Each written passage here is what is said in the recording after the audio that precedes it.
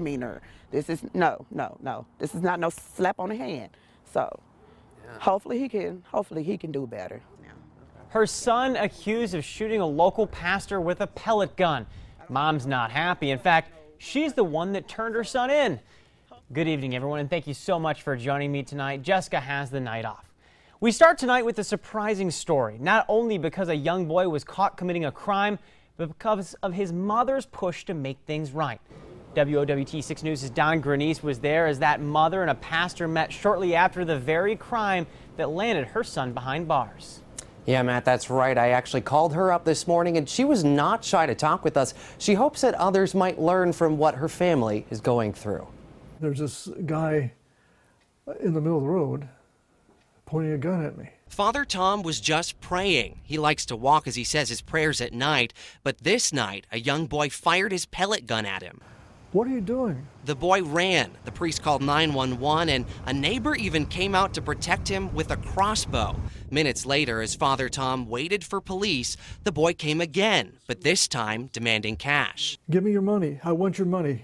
Get everything out of your pockets. The priest had no money. The kid told him to put his phone down, so the priest stood his ground. The boy fired again. Father Tom then ran toward him with his umbrella, and the boy ran home. I've seen somebody running real fast towards the house. His bike was left in the garage with his backpack, all of his things, as he ran to his room. Moments later, police are at his home asking questions. One officer in his room searching and was like, "Do you own a gun, or airsoft gun?"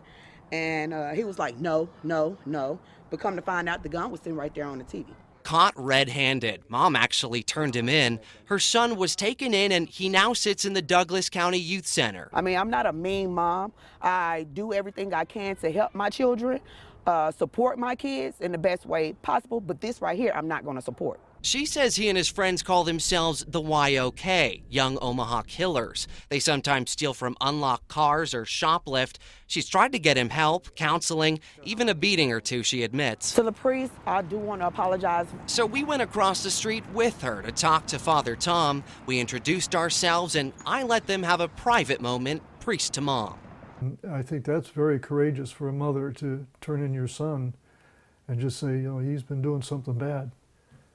So I really applaud that. It says that's a very high character person. I really think highly of her. I'll move on. I pray for him. But after the boy gets out of the youth center, Mom says she'll continue to lay down the law. I need you to be very respectful, honest, loving, trustworthy. Right now you have broke everything. I don't have no trust, no nothing. So hopefully you'll learn your lesson.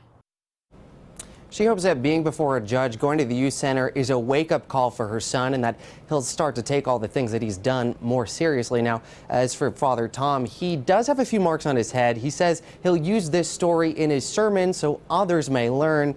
And the boy himself in the youth center, well, we know at least one man is praying for him tonight. Matt? All right, Don, thank you for that live report.